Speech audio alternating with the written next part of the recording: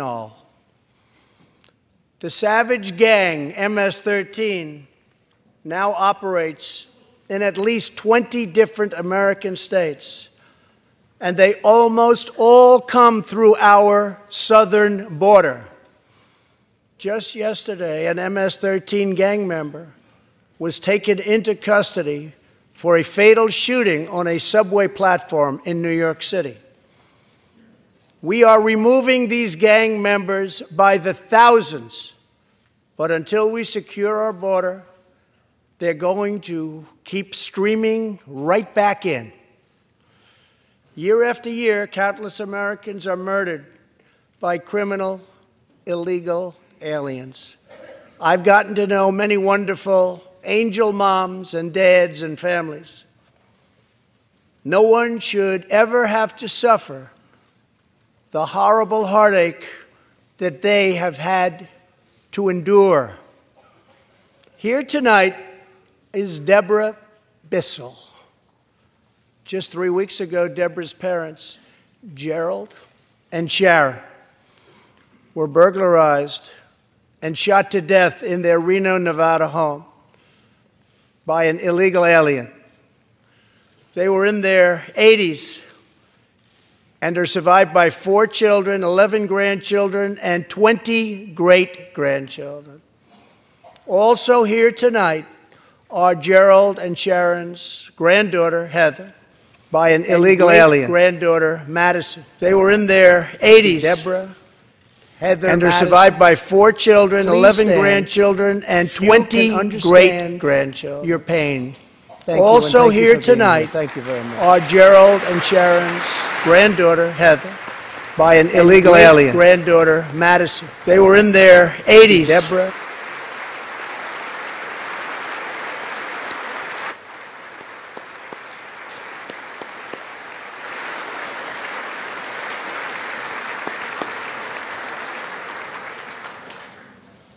I will never forget, and I will fight for the memory of Gerald and Sharon, that it should never happen again.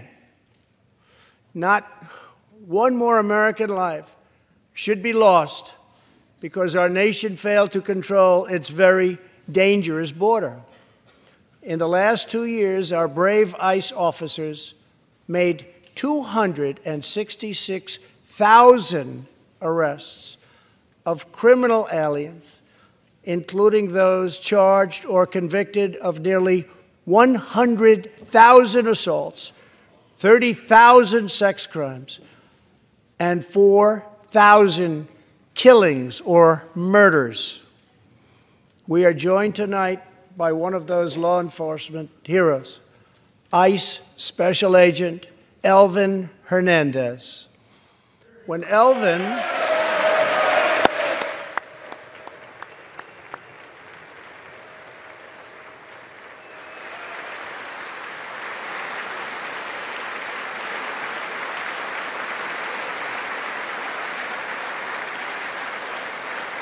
Thank you. When Elvin was a boy, he and his family legally immigrated to the United States from the Dominican Republic. At the age of 8, Elvin told his dad he wanted to become a special agent. Today, he leads investigations into the scourge of international sex trafficking. Elvin says that if I can make sure these young girls get their justice, I've really done my job. Thanks to his work and that of his incredible colleagues, more than 300 women and girls have been rescued from the horror of this terrible situation, and more than 1,500 sadistic traffickers have been put behind bars.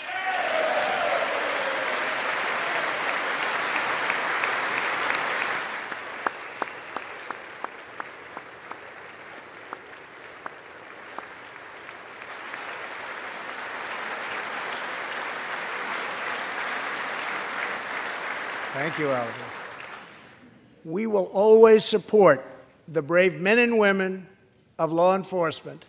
And I pledge to you tonight that I will never abolish our heroes from ICE. Thank you.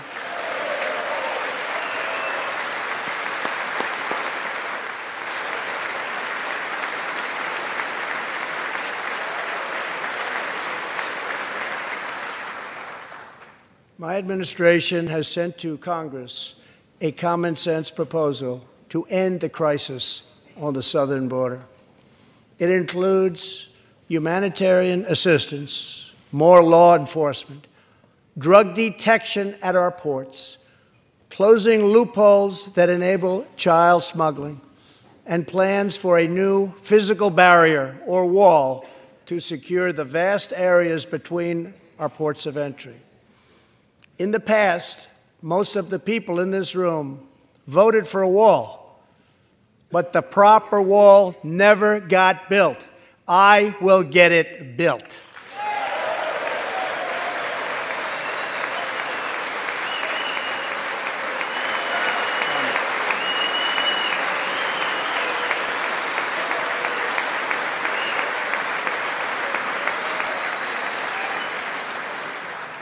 This is a smart, strategic, see-through steel barrier, not just a simple concrete wall. It will be deployed in the areas identified by the border agents as having the greatest need, and these agents will tell you where walls go up, illegal crossings go way, way down.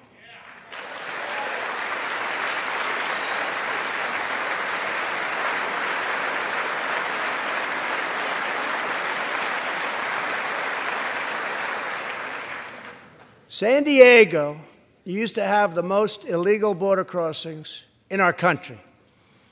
In response, a strong security wall was put in place. This powerful barrier almost completely ended illegal crossings. The border city of El Paso, Texas, used to have extremely high rates of violent crime, one of the highest in the entire country, and considered one of our nation's most dangerous cities. Now, immediately upon its building, with a powerful barrier in place, El Paso is one of the safest cities in our country. Simply put, walls work and walls save lives.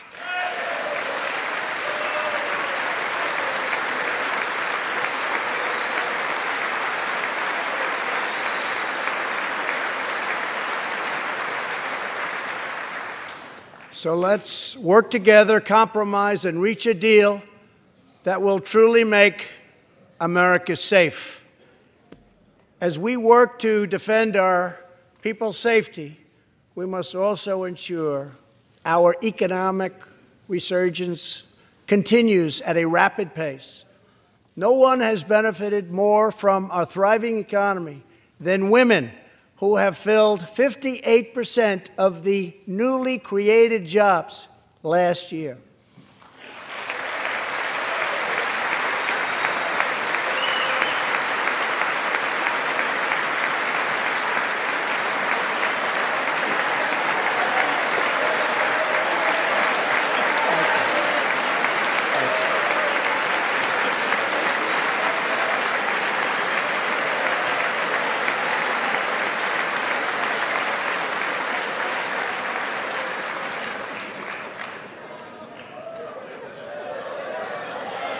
You weren't supposed to do that.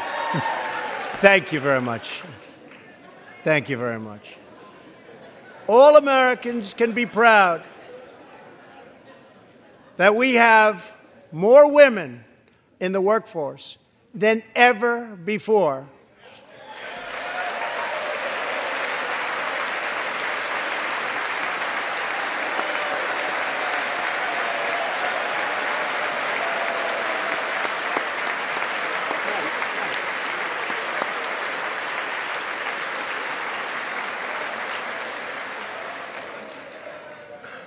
Don't sit yet. You're going to like this.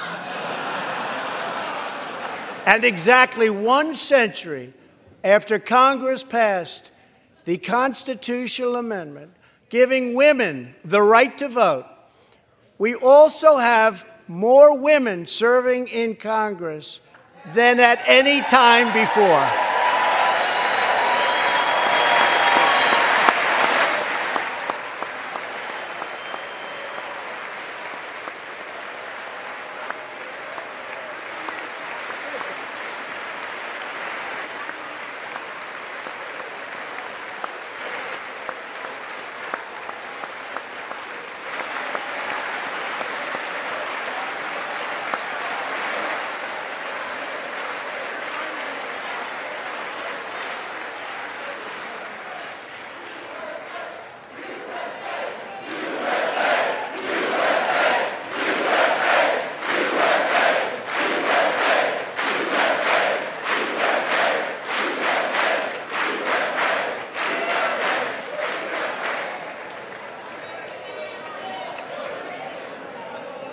That's great.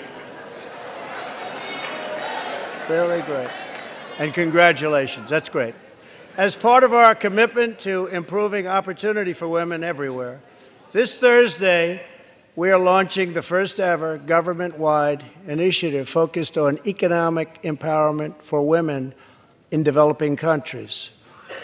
To build on, thank you. To build on our incredible economic success, one priority is paramount: reversing decades of calamitous trade policies. So bad. We are now making it clear to China that after years of targeting our industries and stealing our intellectual property, the theft of American jobs and wealth has come to an end.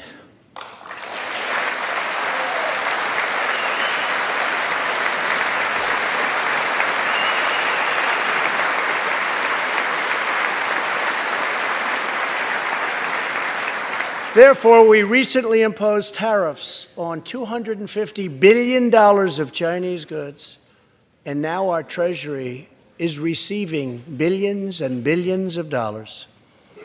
But I don't blame China for taking advantage of us. I blame our leaders and representatives for allowing this travesty to happen. I have great respect for President Xi, and we are now working on a new trade deal with China. But it must include real structural change to end unfair trade practices, reduce our chronic trade deficit, and protect American jobs.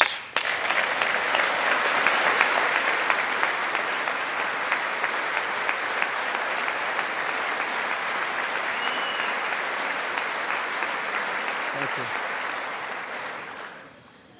Another historic trade blunder was the catastrophe known as NAFTA.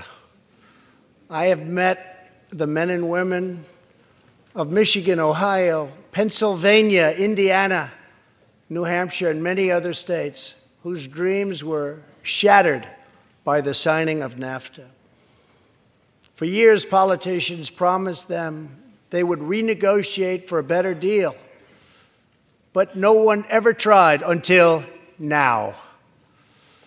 Our new U.S.-Mexico-Canada agreement, the USMCA, will replace NAFTA and deliver for American workers like they haven't had delivered to for a long time.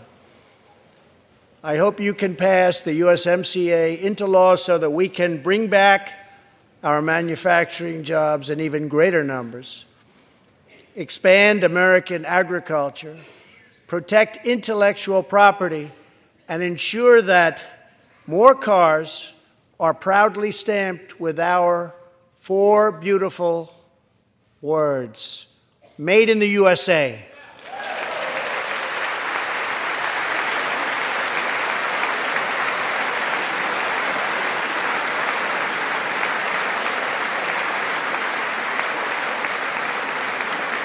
Tonight, I am also asking you to pass the United States Reciprocal Trade Act so that if another country places an unfair tariff on an American product, we can charge them the exact same tariff on the exact same product that they sell to us.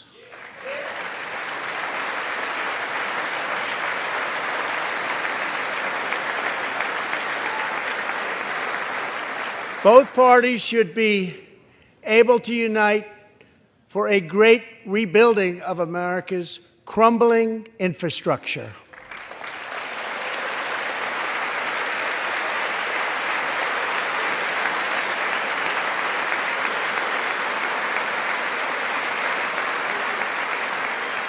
I know that Congress is eager to pass an infrastructure bill, and I am eager to work with you on legislation to deliver new and important infrastructure investment, including investments in the cutting-edge industries of the future. This is not an option. This is a necessity. The next major priority for me and for all of us should be to lower the cost of health care and prescription drugs and to protect patients with pre-existing conditions.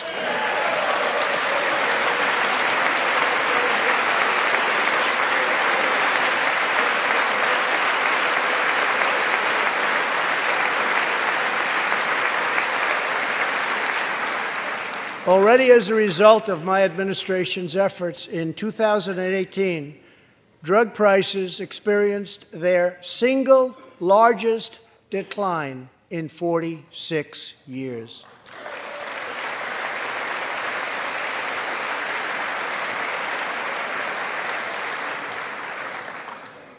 But we must do more. It's unacceptable that Americans pay vastly more than people in other countries for the exact same drugs, often made in the exact same place. This is wrong, this is unfair, and together we will stop it, and we'll stop it fast.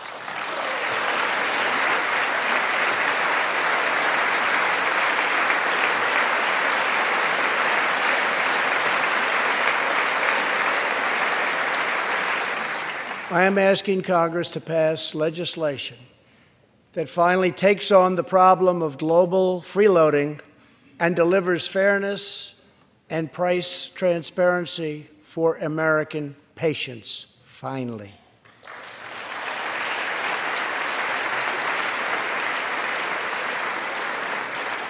We should also require drug companies, insurance companies, and hospitals to disclose real prices to foster competition and bring costs way down.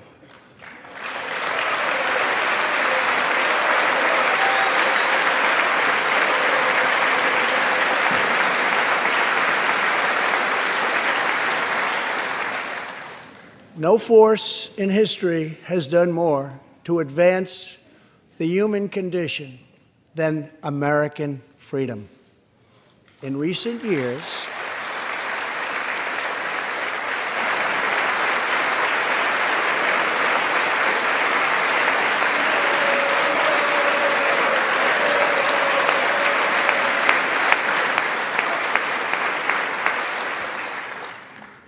years, we have made remarkable progress in the fight against HIV and AIDS. Scientific breakthroughs have brought a once distant dream within reach. My budget will ask Democrats and Republicans to make the needed commitment to eliminate the HIV epidemic in the United States within 10 years. We have made incredible strides, incredible.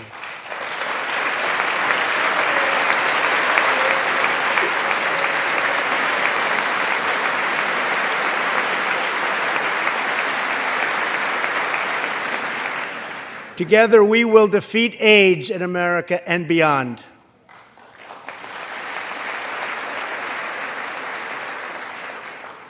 Tonight, I am also asking you to join me in another fight that all Americans can get behind, the fight against childhood cancer.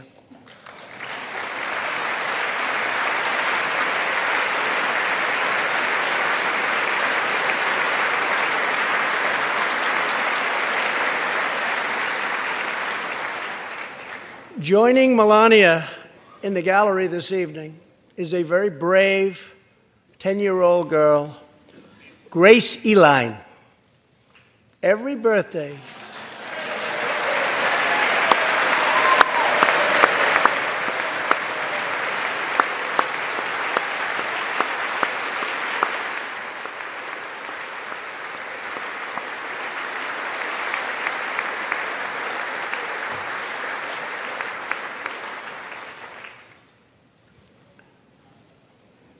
hi, Grace. Every birthday since she was 4, Grace asked her friends to donate to St. Jude's Children's Hospital. She did not know that one day she might be a patient herself. That's what happened. Last year, Grace was diagnosed with brain cancer. Immediately, she began radiation treatment.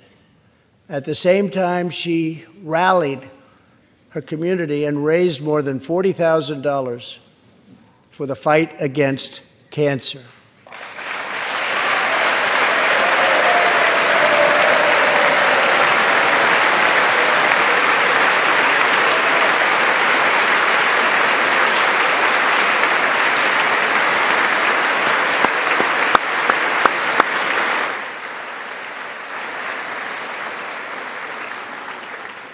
When Grace completed treatment last fall, her doctors and nurses cheered.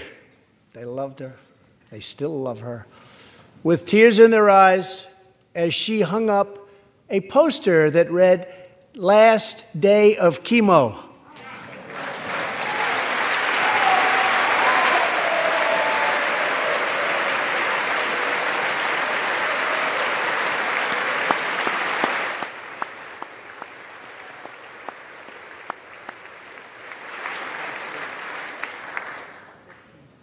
Thank you very much, Grace. You are a great inspiration to everyone in this room. Thank you very much.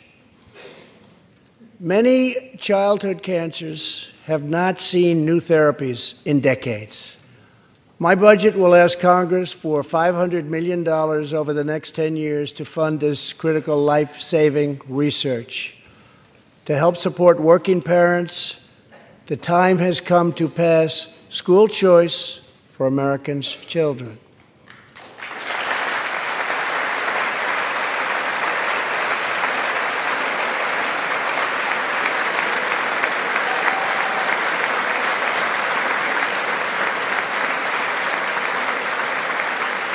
I am also proud to be the first president to include in my budget a plan for nationwide paid family leave so that every new parent has the chance to bond with their newborn child.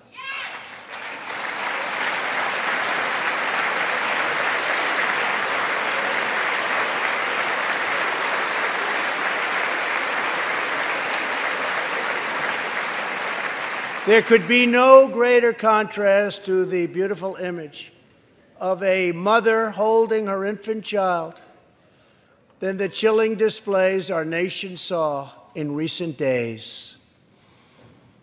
Lawmakers in New York cheered with delight upon the passage of legislation that would allow a baby to be ripped from the mother's womb moments from birth. These are living, feeling, beautiful babies who will never get the chance to share their love and their dreams with the world. And then we had the case of the governor of Virginia, where he stated he would execute a baby after birth. To defend the dignity of every person, I am asking Congress to pass legislation to prohibit the late-term abortion of children who can feel pain in the mother's womb.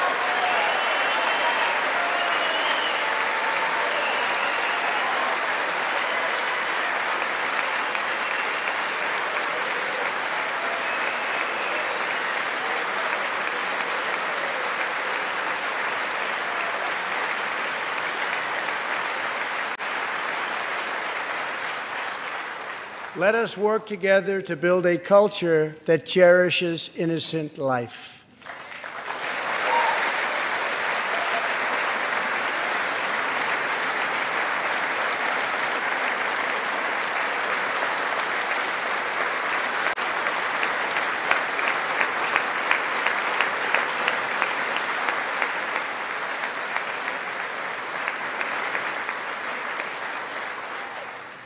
And let us reaffirm a fundamental truth.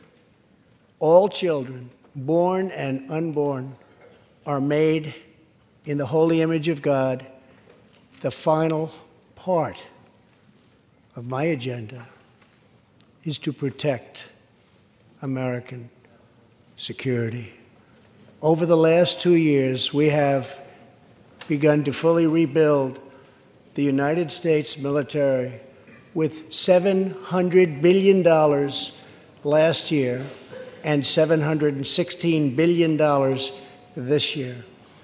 We are also getting other nations to pay their fair share. Finally.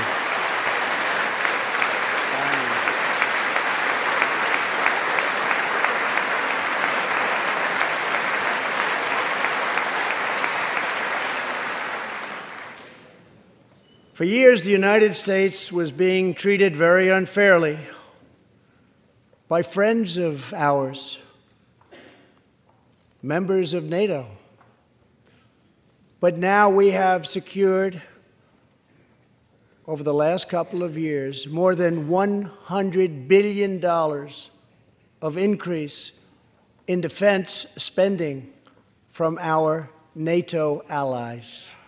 They said it couldn't be done.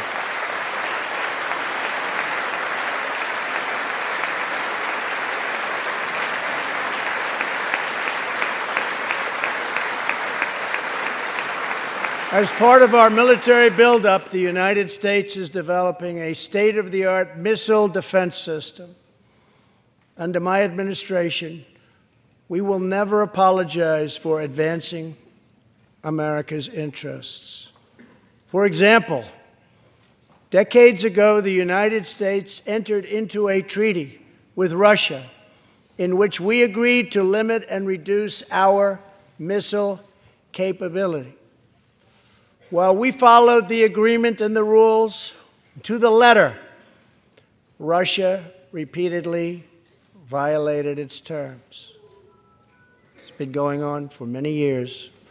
That is why I announced that the United States is officially withdrawing from the Intermediate Range Nuclear Forces Treaty, or INF Treaty. Perhaps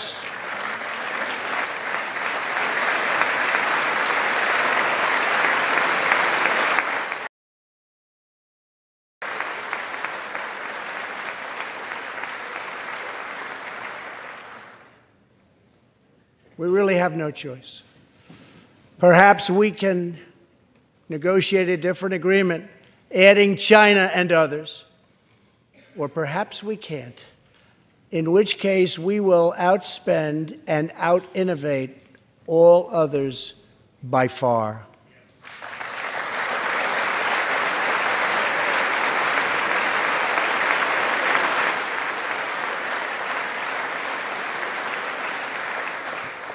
As part of a bold new diplomacy, we continue our historic push for peace on the Korean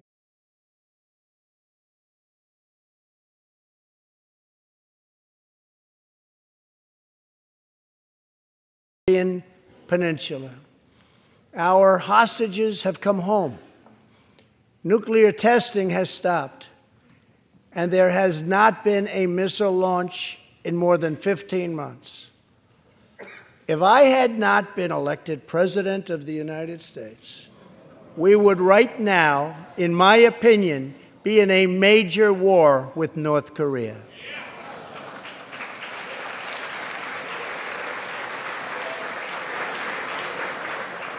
Much work remains to be done, but my relationship with Kim Jong-un is a good one. Chairman Kim and I will meet again on February 27th and 28th in Vietnam.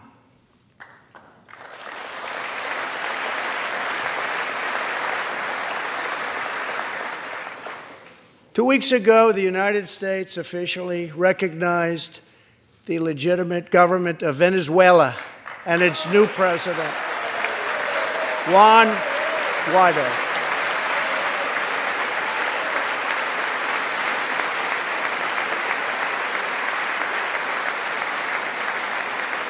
We stand with the Venezuelan people in their noble quest for freedom, and we condemn the brutality of the Maduro regime, whose socialist policies have turned that nation from being the wealthiest in South America into a state of abject poverty and despair.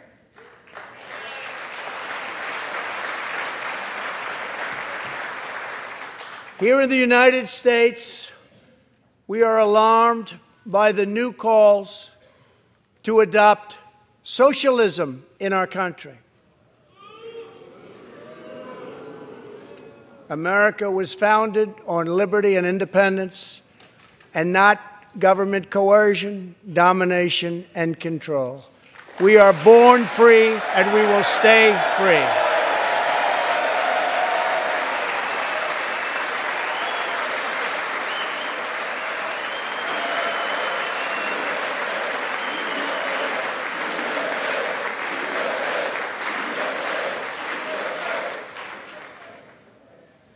Tonight, we renew our resolve that America will never be a socialist country.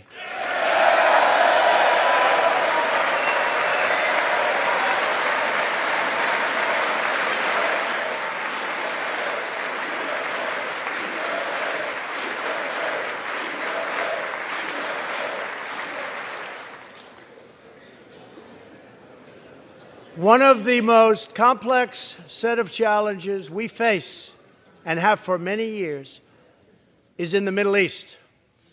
Our approach is based on principled realism, not discredited theories that have failed for decades to yield progress. For this reason, my administration recognized the true capital of Israel and proudly opened the American Embassy in Jerusalem.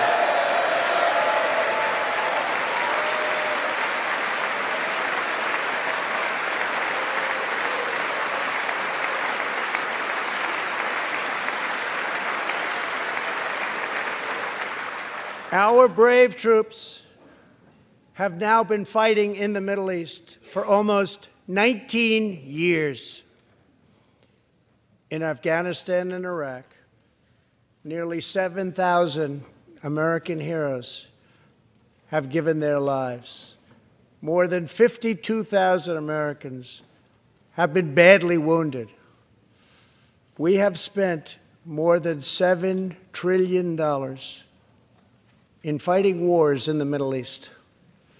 As a candidate for president, I loudly pledged a new approach. Great nations do not fight endless wars.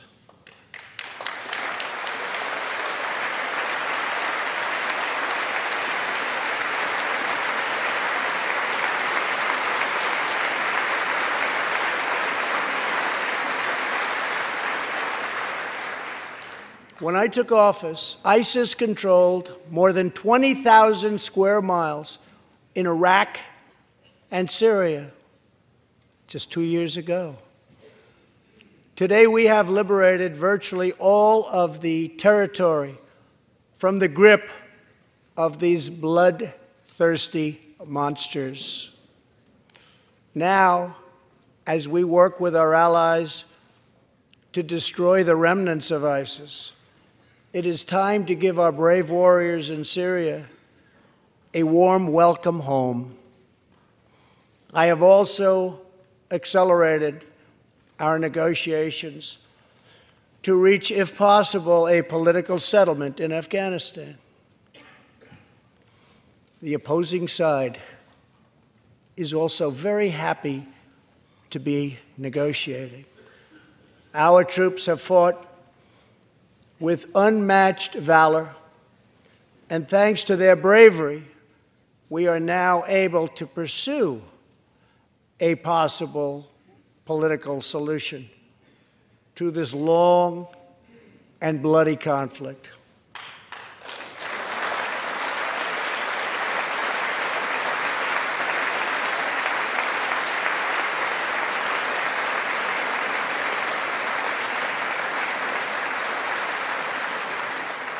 In Afghanistan, my administration is holding constructive talks with a number of Afghan groups, including the Taliban.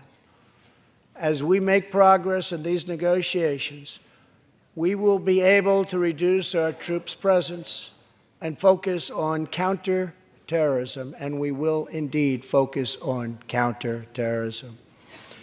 We do not know whether we'll achieve an agreement, but we do know that after 2 decades of war, the hour has come to at least try for peace, and the other side would like to do the same thing. It's time.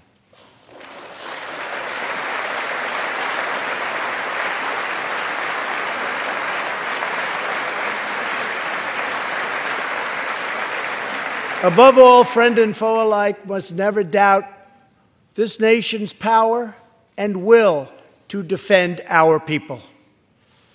18 years ago, violent terrorists attacked the USS Cole, and last month, American forces killed one of the leaders of that attack.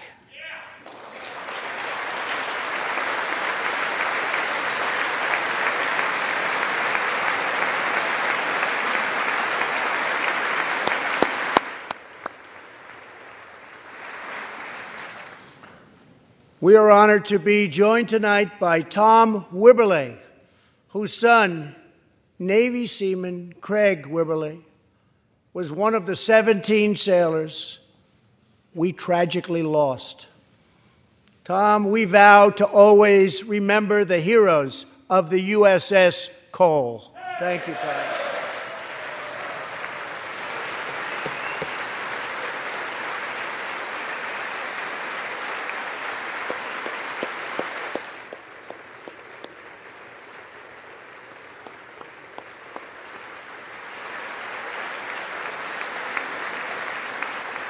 My administration has acted decisively to confront the world's leading state sponsor of terror, the radical regime in Iran.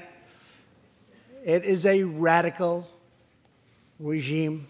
They do bad, bad things. To ensure this corrupt dictatorship never acquires nuclear weapons, I withdrew the United States from the disastrous Iran nuclear deal.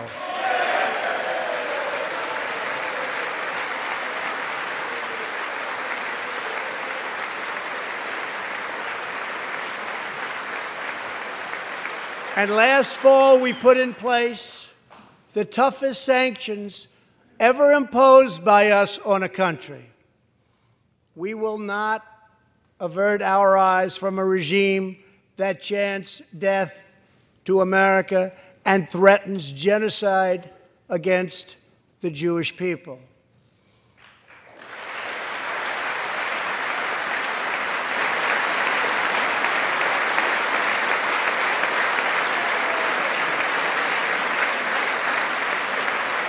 We must never ignore the vile poison of anti-Semitism or those who spread its venomous creed. With one voice, we must confront this hatred anywhere and everywhere it occurs. Just months ago, 11 Jewish Americans were viciously murdered in an anti-Semitic attack on the Tree of Life Synagogue in Pittsburgh.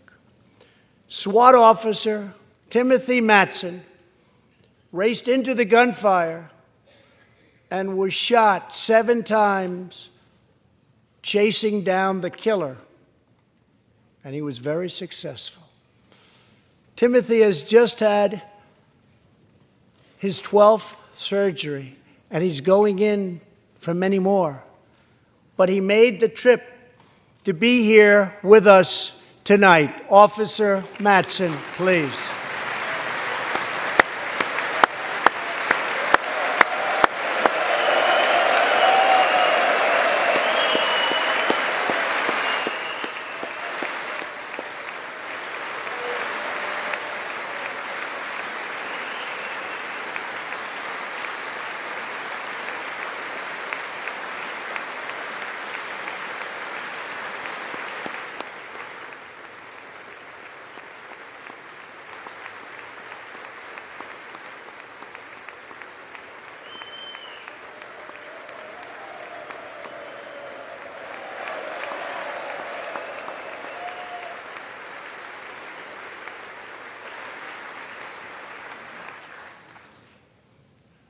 Thank you. We are forever grateful. Thank you very much.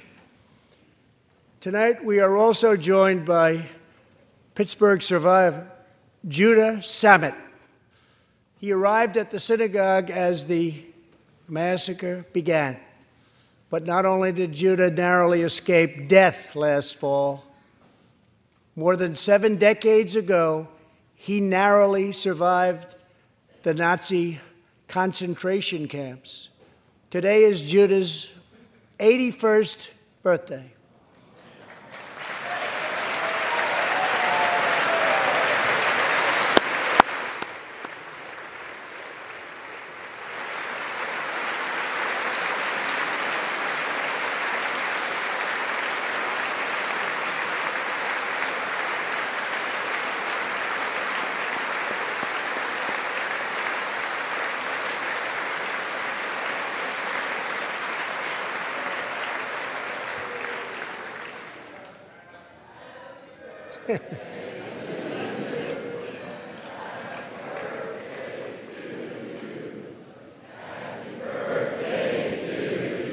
Great.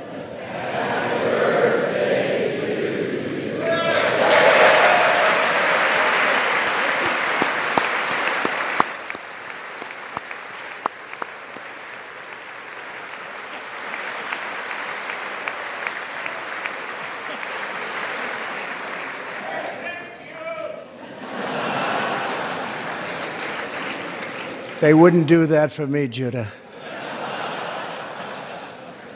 Judah says he can still remember the exact moment nearly 75 years ago, after 10 months in a concentration camp, when he and his family were put on a train and told they were going to another camp. Suddenly, the train screeched to a very strong halt. A soldier appeared.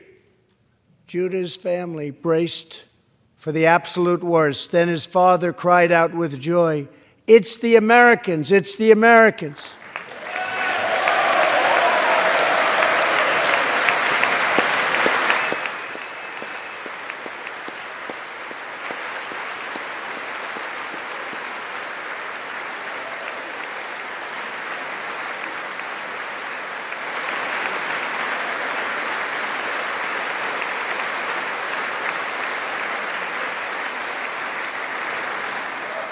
Thank you. A second Holocaust survivor who is here tonight, Joshua Kaufman, was a prisoner at Dachau. He remembers watching through a hole in the wall of a cattle car as American soldiers rolled in with tanks. To me, Joshua recalls, the American soldiers were proof that God exists. And they came down from the sky. They came down from heaven. I began this evening by honoring 3 soldiers who fought on D-Day in the Second World War. One of them was Herman Zaitchik. But there is more to Herman's story. A year after he stormed the beaches of Normandy, Herman was one of the American soldiers who helped liberate Dachau.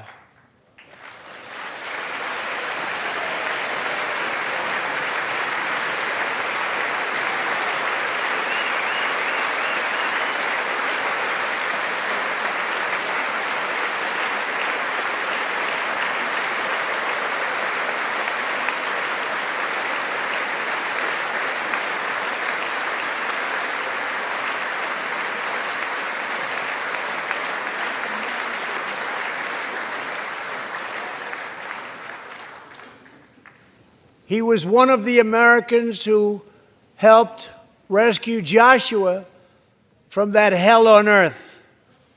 Almost 75 years later, Herman and Joshua are both together in the gallery tonight, seated side by side, here in the home of American freedom. Herman and Joshua, your presence this evening is very much appreciated. Thank you very much.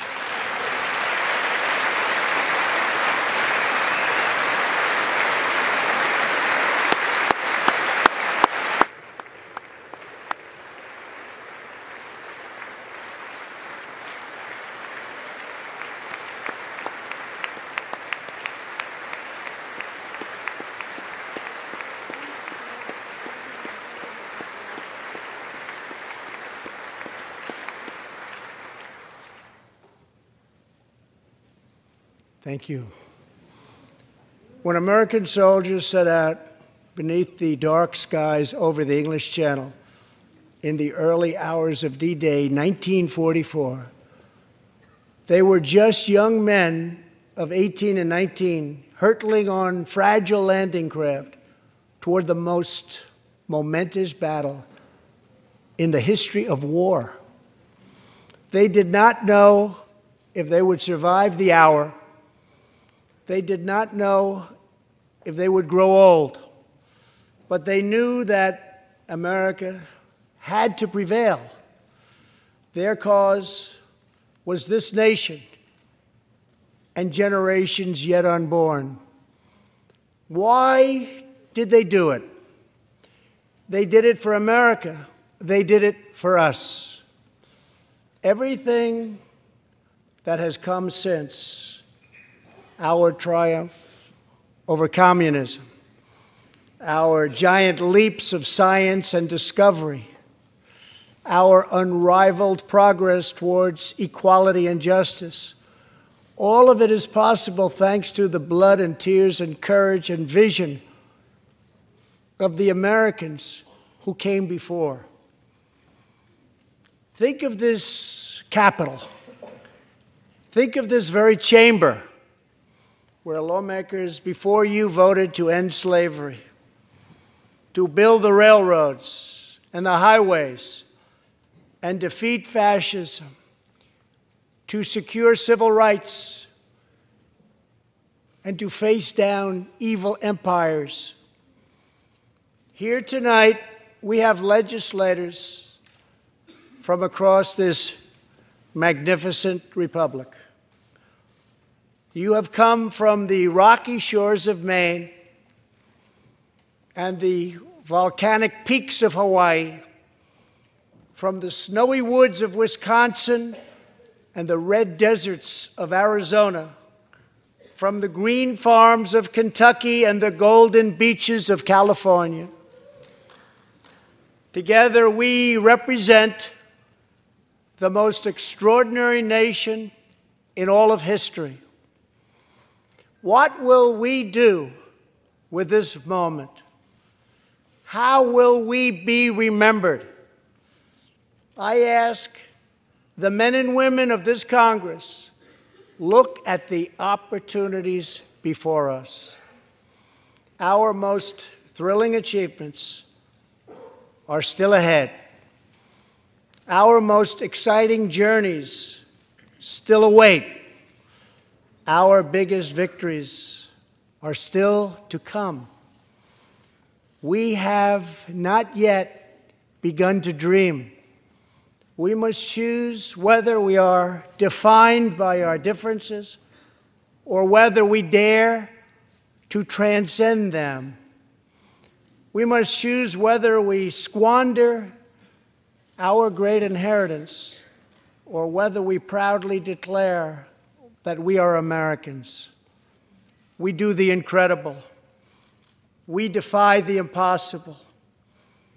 We conquer the unknown. This is the time to reignite the American imagination. This is the time to search for the tallest summit and set our sights on the brightest star. This is the time to rekindle the bonds of love and loyalty and memory that link us together as citizens, as neighbors, as patriots.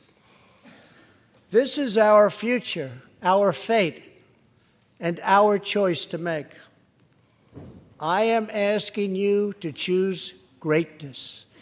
No matter the trials we face, no matter the challenges to come, we must go forward together.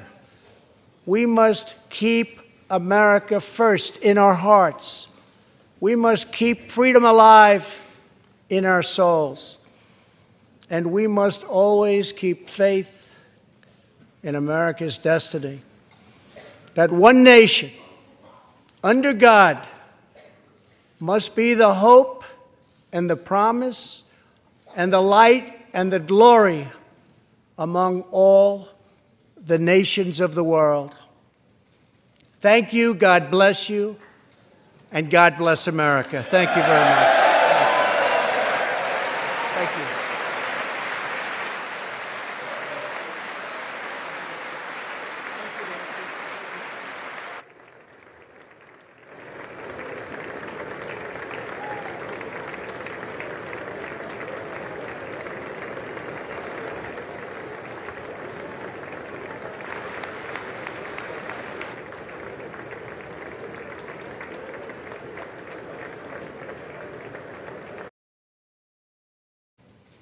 Thank you, God bless you, and God bless America. Thank you very much. Thank you.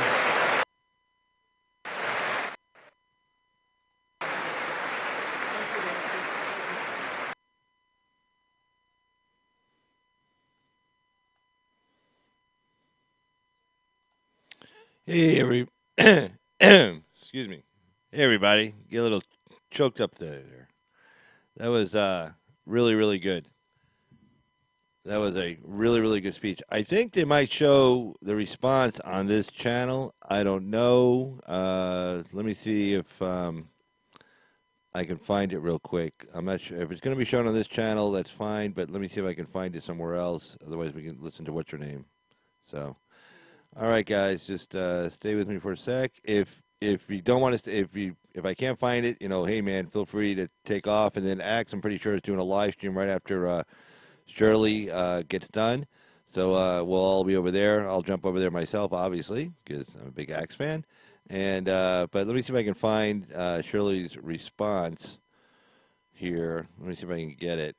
If I lose you guys, I'll see you later. But I hope you guys really enjoyed this. I'm glad I was able to get the volume up on this one. I know what I did wrong, and I apologize ahead of time. I didn't have the one plug-in plugged in prior to us starting, so when I plugged it in, it wasn't reading it right. So when I restarted the computer and restreamed it, then it came back. But hey, I really appreciate you guys being here. I'm saying that only in case I lose you guys. But other than that, let me see if I can find Shirley's response. Let me see Shirley's response.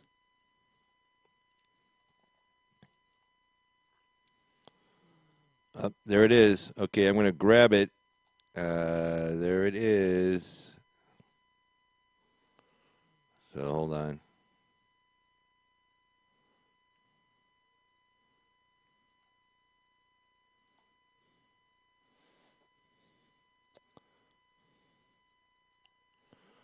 All right, so I'm going to cut over here and close out of this one and take me off of this one. Hey, here I am. Okay, I found Shirley's response. Let me see if I can get it up. Okay, get it up. Hey, let me see if I can get it up. Hey, I'm 53. Give me a break, will ya?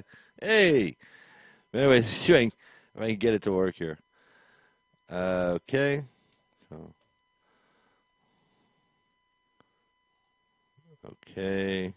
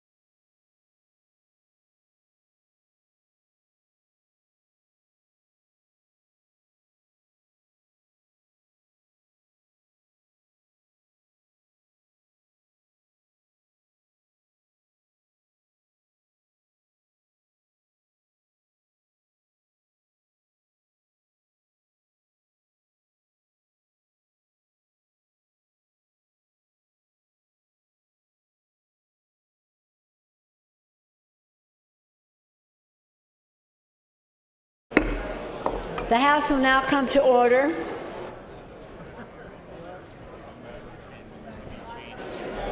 For what purpose does the gentleman from Maryland seek recognition?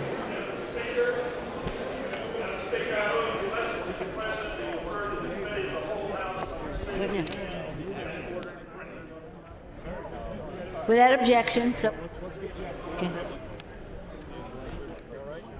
Again, for what purpose does the gentleman from Maryland seek recognition?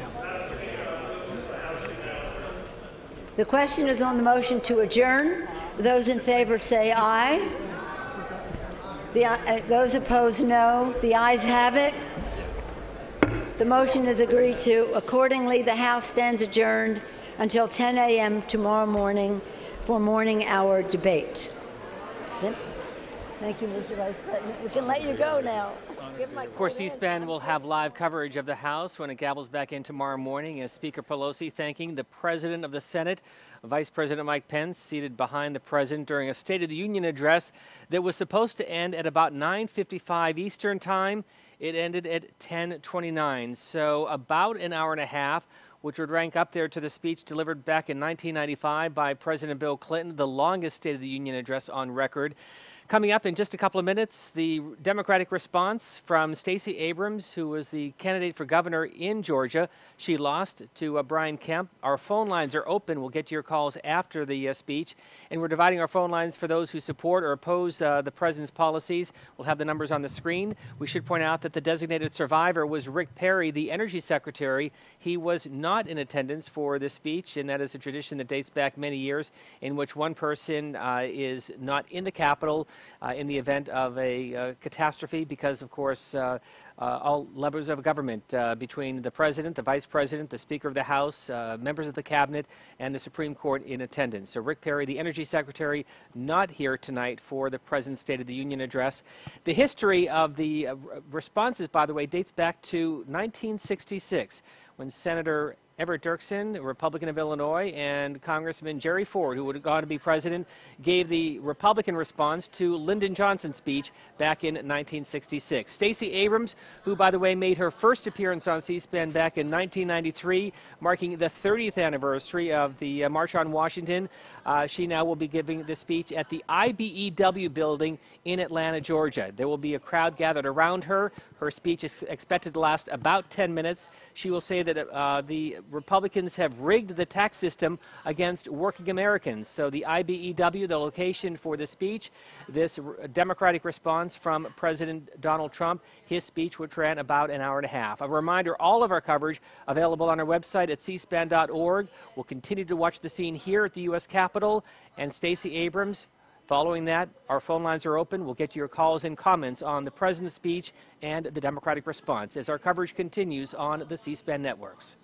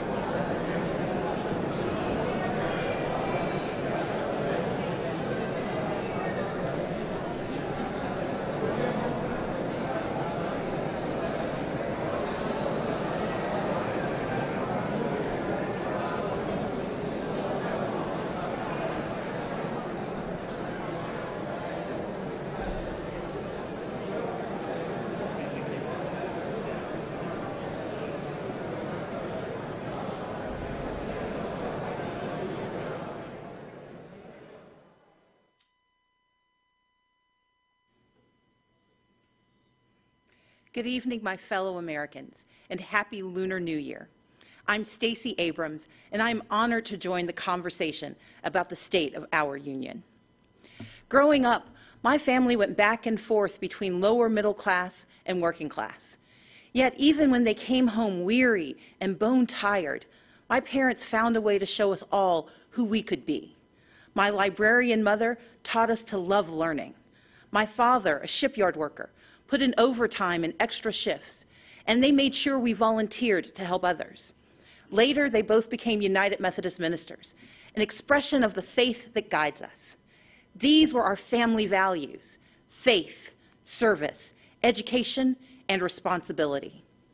Now, we only had one car, so sometimes my dad had to hitchhike and walk long stretches during the 30-mile trip home from the shipyards.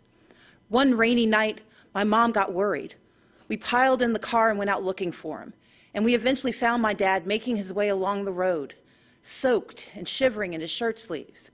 When he got in the car, my mom asked if he'd left his coat at work. He explained that he'd given it to a homeless man he'd met on the highway.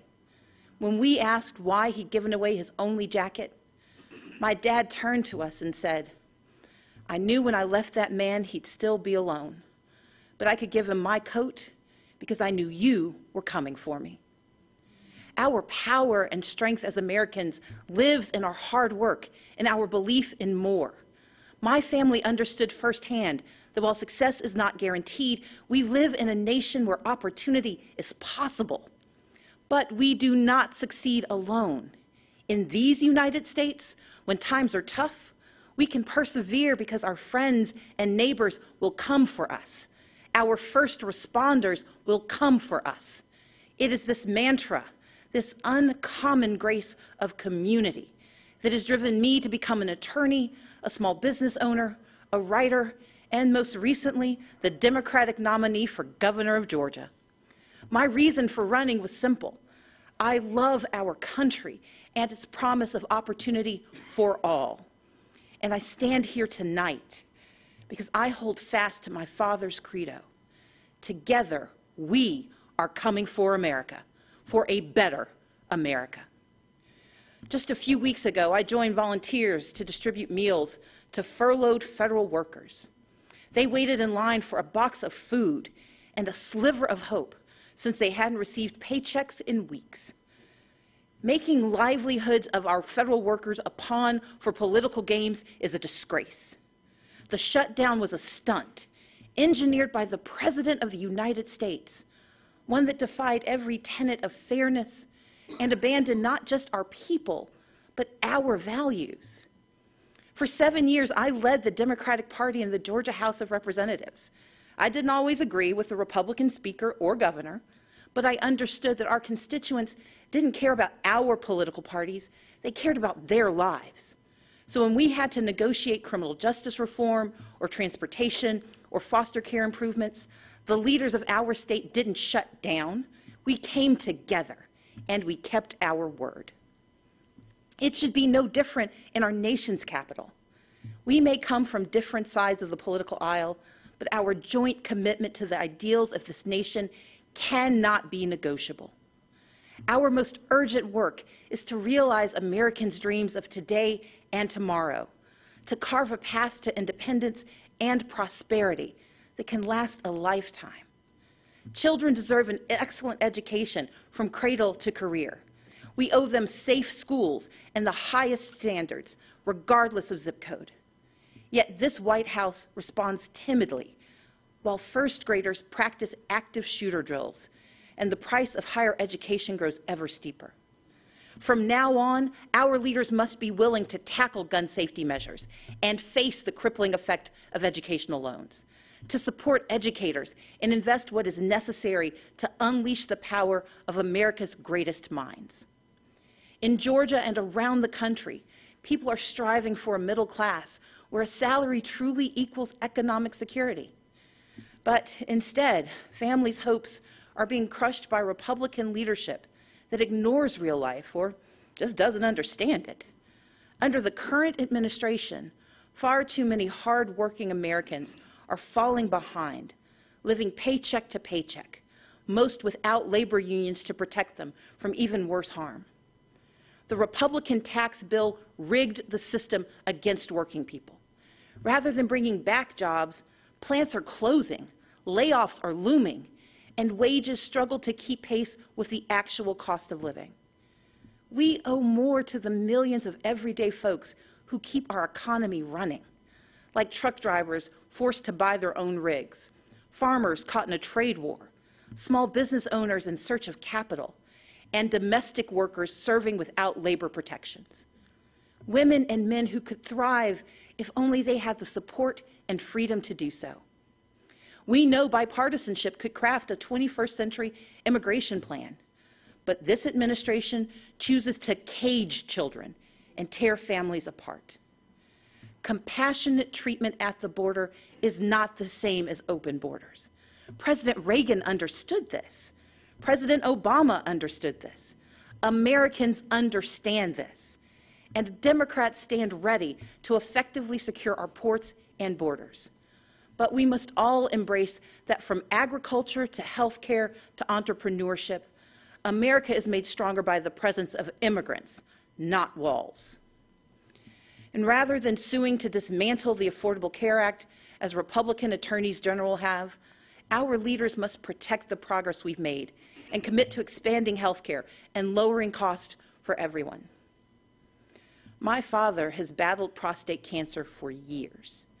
To help cover the cost, I found myself sinking deeper into debt, because while you can defer some payments, you can't defer cancer treatment. In this great nation, Americans are skipping blood pressure pills, forced to choose between buying medicine or paying rent. Maternal mortality rates show that mothers, especially black mothers, risk death to give birth. And in 14 states, including my home state, where a majority want it, our leaders refuse to expand Medicaid, which could save rural hospitals, save economies, and save lives. We can do so much more. Take action on climate change. Defend individual liberties with fair-minded judges. But none of these ambitions are possible without the bedrock guarantee of our right to vote. Let's be clear. Voter suppression is real. From making it harder to register and stay on the rolls, to moving and closing polling places, to rejecting lawful ballots, we can no longer ignore these threats to democracy. While I acknowledge the results of the 2018 election here in Georgia, I did not, and we cannot, accept efforts to undermine our right to vote. That's why I started a nonpartisan organization called Fair Fight to advocate for voting rights. This is the next battle for our democracy, one where all eligible citizens can have their say about the vision we want for our country. We must reject the cynicism that says allowing every eligible vote to be cast and counted is a power grab. Americans understand that these are the values our brave men and women in uniform and our veterans risk their lives to defend. The foundation of our moral leadership around the globe is free and fair elections, where voters pick their leaders, not where politicians pick their voters. In this time of division and crisis, we must come together and stand for and with one another. America has stumbled time and again on its quest towards justice and equality. But with each generation, we have revisited our fundamental truths, and where we falter, we make amends. We fought Jim Crow with the Civil Rights Act and the Voting Rights Act. Yet we continue to confront racism from our past and in our present, which is why we must hold everyone from the highest offices to our own families accountable for racist words and deeds, and call racism what it is: wrong. America achieved a measure of reproductive justice in Roe v. Wade, but we must never forget it is immoral to allow politicians to harm women and families to advance a political agenda. We affirmed marriage equality, and yet the LGBTQ community remains under attack. So, even as I am very disappointed by the President's approach to our problems, I still don't want him to fail. But we need him to tell the truth and to respect his duties and respect the extraordinary diversity that defines America. Our progress has always been found in the refuge, in the basic instinct of the American experiment, to do right by our people. And with a renewed commitment to social and economic justice, we will create a stronger America together. Because America wins by fighting for our shared values against all enemies, foreign and domestic. That is who we are. And when we do so, never wavering, the state of our union will always be strong. Thank you, and may God bless the United States of America.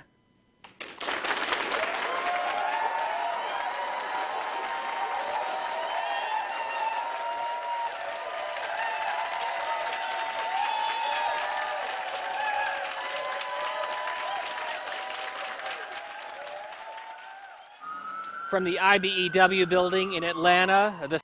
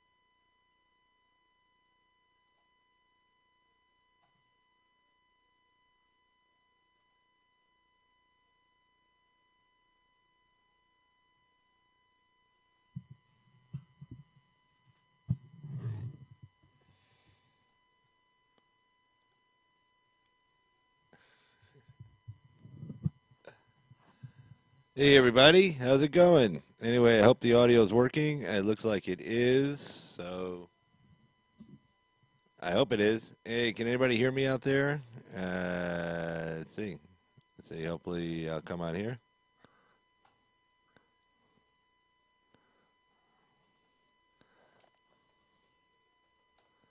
Thanks.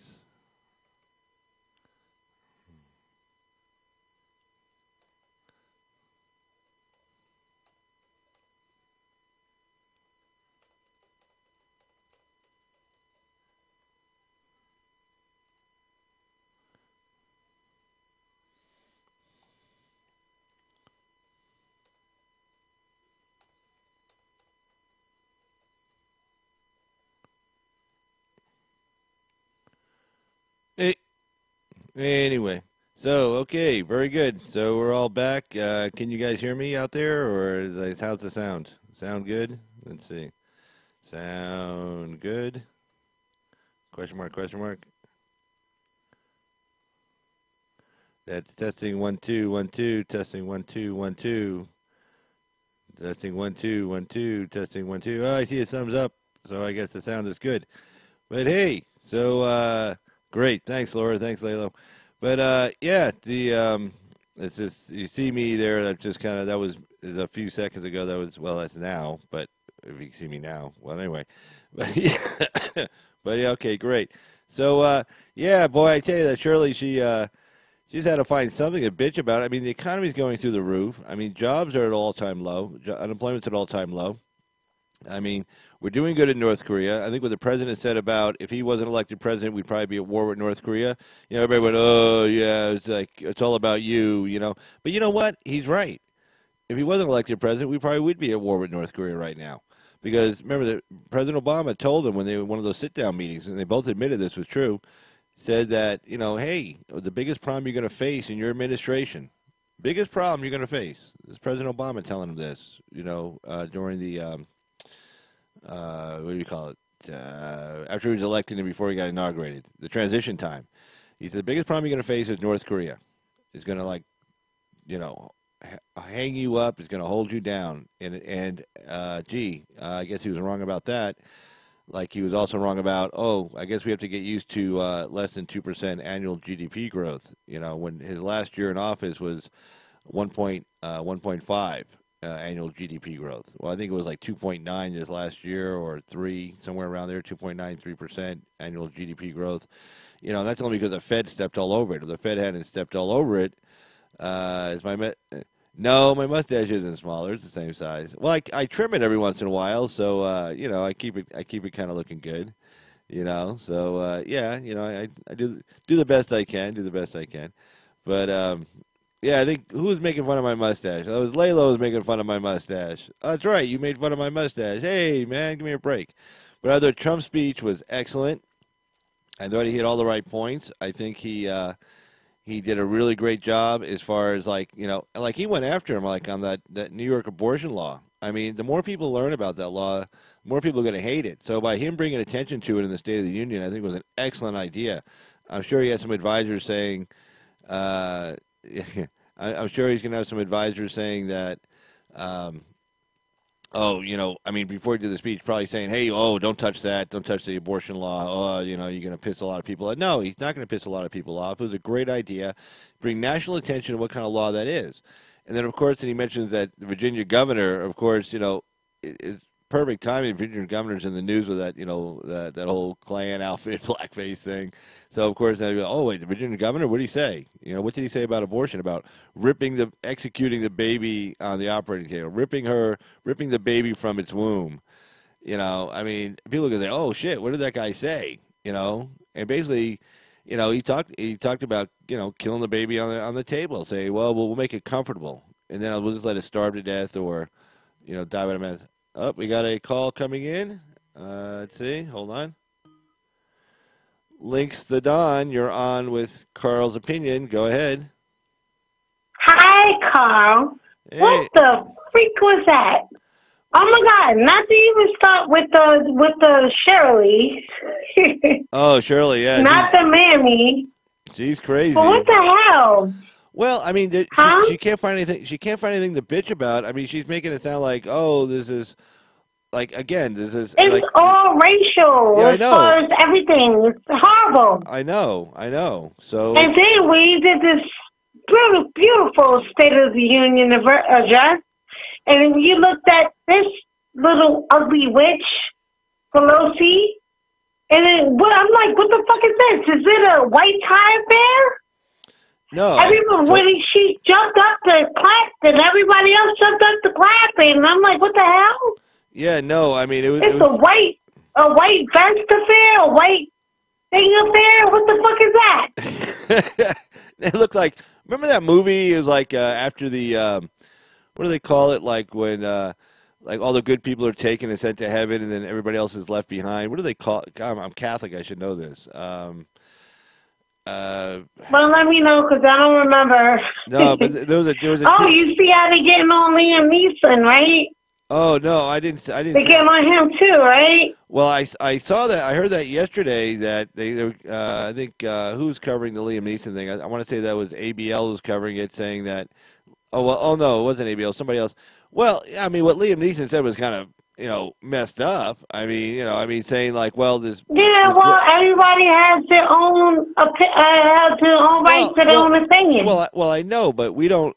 We're conservatives. We don't blame an entire race of people for the action of one person. I mean, that's what liberals do. Yeah, they do identity group thing. Well, see, the thing is, identity politics. Right. Well, yeah. See, Liam Neeson's a liberal. I mean, so he's a liberal, and liberals are, you scratch. I always say, you scratch the surface of a liberal, you look underneath, you're gonna find. Because I like his movie so much. It sucks so bad. Yeah, like I said, you scratch. Taking and all the things that it sucks so bad. Yeah, like I said, you scratch the surface of a liberal, you're gonna find a racist underneath, and this guy's obviously a racist. And he's like, well, there's one black guy, raped a friend of his, so I went around looking for black people just to beat up. Well, what the hell do they? Yeah, right. Yeah, what the hell do they have to do with the guy who raped his friend? Nothing. So I mean, the guy's. Yeah, you're right. Well, the guy's a moron, but I mean, he's a liberal. Yeah, you're right. It's horrible because I like these movies. Well, I mean, that's. But anywho, what the fuck? Like I looked at the whole State of the Union address, and I looked every time he said something about it, everything. She jumped up to clap. And then she's looking at Pence, and then Pence is not even giving her any, this is okay. And then, no, he's not going to do that. Why? Would you even think that he's going to clap and not because he's supposed to clap, but not even, it looks like she was talking to herself the whole damn time. Right. No. I mean, he didn't want to talk to her. Well, you talking about Shirley, right? Huh? What are you talking about? I missed part of that. What did you say? I'm talking about the State of the Union address. Like when she looked like she was talking to herself. She was going over she was trying to talk to Pence, and Pence didn't say shit to her, so she was talking to herself. Well, yeah, look, she's pretty old. I mean, she's probably getting senile. I mean, she kind of looks kind of weird. So, I mean, she could be kind of senile. She needs to go home and take care of her grandkids and don't ever. But then again, remember, they have lots of money in politics, so this is what happens. Right. No, well, yeah, it's horrible. It's horrible. It's horrible. It's horrible. Well, yeah, she's rich now. I mean, and she married into some money. And oh man, millions of dollars. Yeah, she's loaded. I mean, she's because she's a treasonous bastard. No, and she stole shit. She sold shit just like Feinstein did. Yeah. She did the same thing that she did. So yeah, they get money for selling secrets and all that other bullshit. Oh, I totally agree with you. I totally agree with you on that.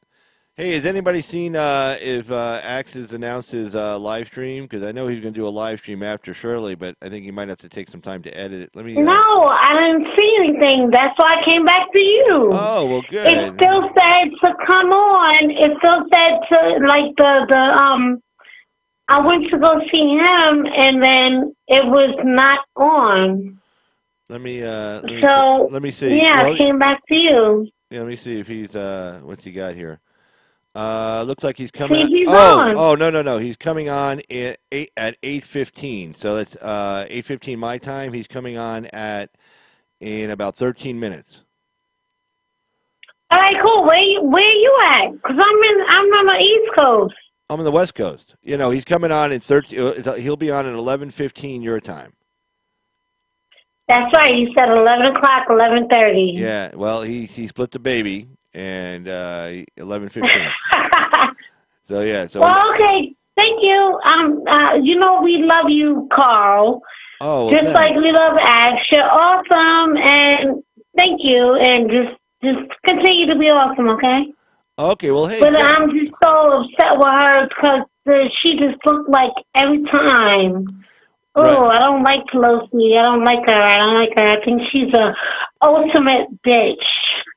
No, she is. And, all those women dressed in white, it looked kind of, oh, yeah, like Amy said, it was the Rapture. That's what I was trying to talk about. There was a TV series on years ago, and it was about the Rapture, like after the Rapture, and all these, like, weird people walked around in, like white clothes, and they didn't talk, and they were just kind of weird. And when she jumped up and clapped, and everybody else jumped up and clapped. Yeah. But until she did that, everybody sat down. I'm like, what the fuck is that? Yeah, no, I know. She looked kind of strange. I mean, the whole scene looked weird. I mean, I don't know. I mean, so. Very bad. But I'm glad he did what he did. Trump 2020, where we go one, we go all. Right. Still, all day long. No, you're damn right. All right, so I'll let you go. All right, girl. Hey, I'll see you over there on Access side at 8:15. All right, great. We'll see each other on the other side. Later. All right, bye-bye.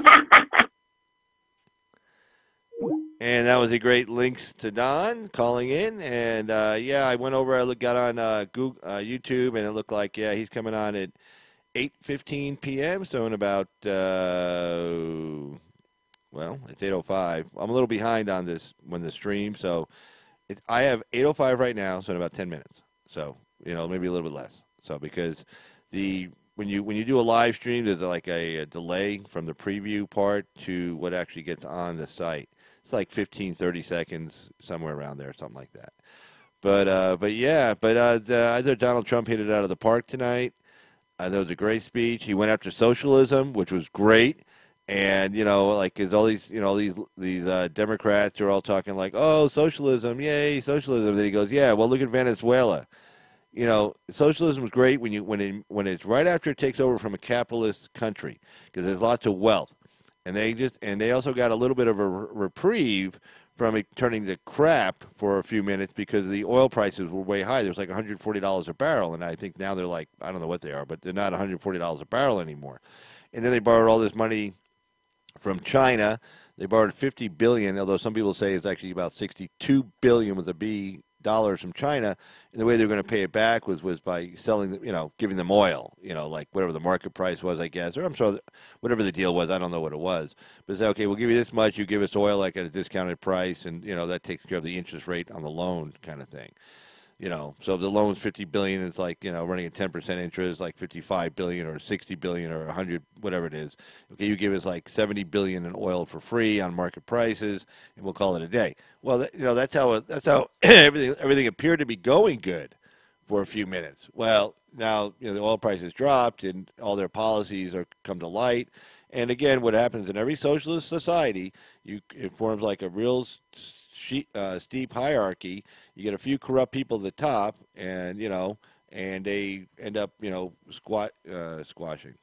quashing free speech, quashing political opposition, holding fraudulent elections, keeping themselves in power, because at the end of the day, they don't care about their people, they only care about themselves, albeit they profess to care about everybody, but they don't care about anybody except themselves.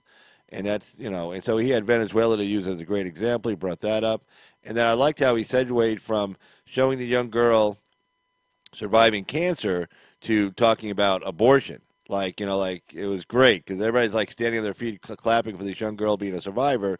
Then he starts talking about ripping a baby out of a mother's womb while she's in labor, which is basically what they're doing. I mean, because you can't argue that you can maybe make an argument first trimester,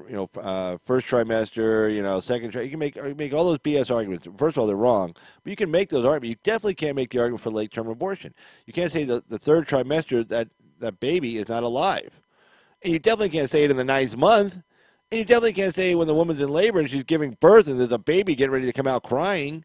And you definitely can't say when it comes out and is sitting and laying on the hospital table breathing. You can't say it's not alive then, because it's sitting right there. It's alive, And I liked how he said, when the baby feels pain, there's a baby in there that feels pain, that has a brain, that's breathing, that feels pain.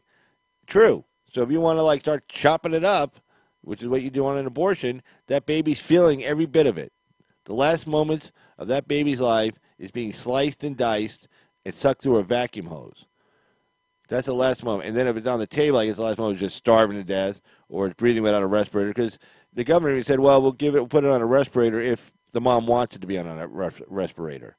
So if we can't breathe, then, I guess it's okay, not to be on a respirator, just let it suffocate. That's a nice way to die, like drowning. So, I thought Trump hit it out of the park. He talked about the jobs numbers. I thought he had everything going. But, the country's doing really good right now. So, sometimes when you do a State of the Union and things aren't going so good, things aren't going so good, but they're going to get better. But in this case, after just 2 years in office, this country's doing great. And North Korea, South Korea, great. The Europeans had to come to the table. Great. The Europeans had to put up more money for their defense. Great. The Chinese are at the table talking about buying millions of tons of soybeans from us. Great. Bolsonaro getting elected in Brazil is definitely a direct result of Trump getting elected in the United States, without a doubt. Populism breaking out in France. Don't tell me Trump had nothing to do with that. The people seeing, hey, wow, look what they're doing in America. We can do that over here, where people are more concerned about each other than they are about, climate change or crap like that. That one article I was reading from earlier where, Trump wants to do an infrastructure bill. And then Schumer's like, well, it has to include climate change. And he's like, what? We're just trying to get people back to work, We got low unemployment, but, let's get some people some really, good jobs and sustainable jobs, and let's do this infrastructure thing. Some of these projects, like you do a project at an airport or a highway project, I mean, they go on for years. And the people working them are employed for years, making great money. And then, usually when it gets near the end, when they want to try to get it done, people start working overtime, big time. You're talking it goes to five. First, it goes to 5/12s. Then it'll go to 6/12s, and then sometimes it goes to 7/12s. And the amount of money you're making is unbelievable. And if you're smart, you save that money.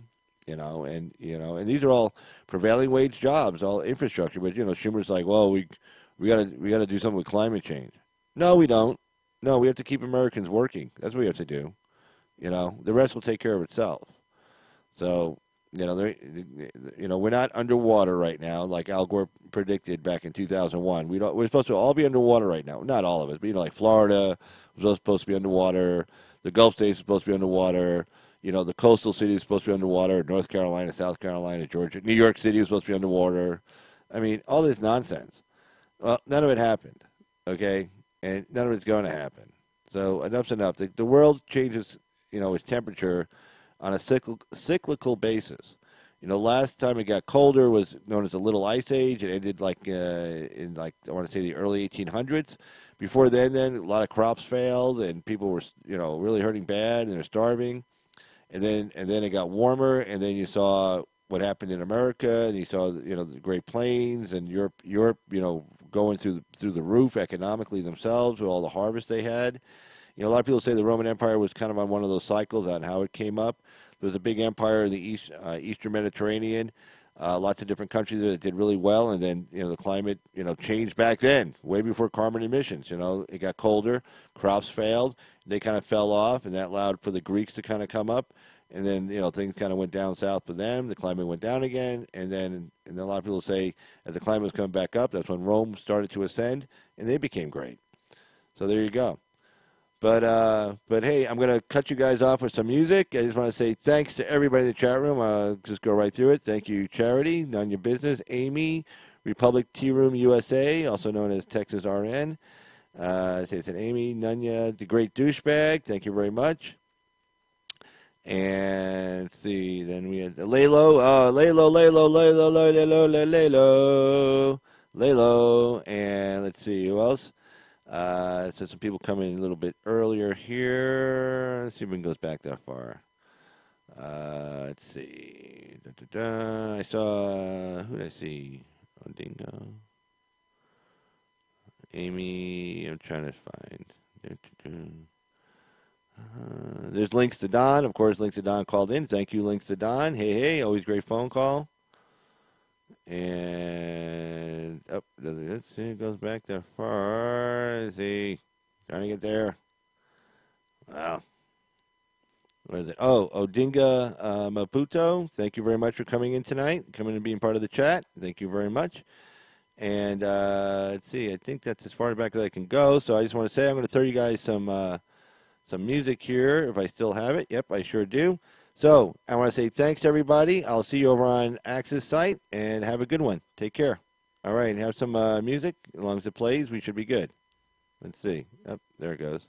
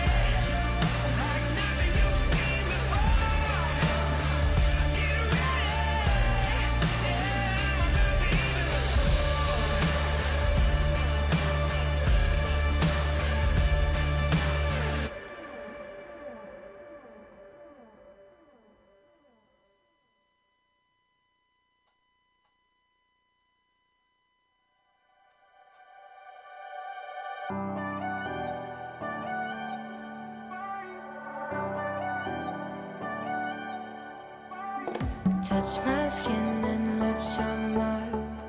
You knew all the words to say.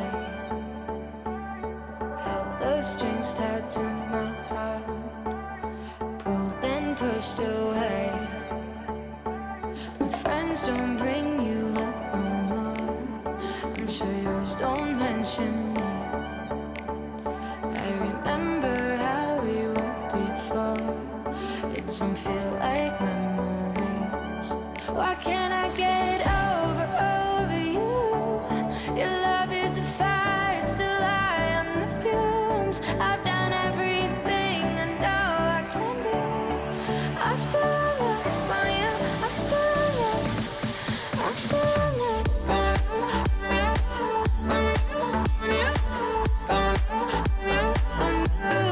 I'm still love.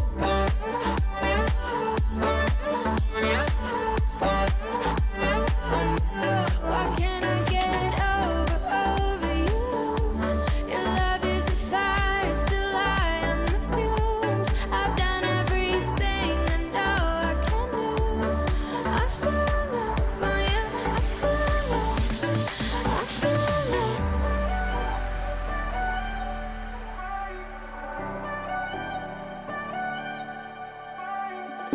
Do you ever ask what if? Do you almost call? Am I the only one who feels crazy? 'Cause I still miss it all. Why can't I get over you? Your love is a fire, it's still high on the fumes. I've done everything I know I can do. I'm still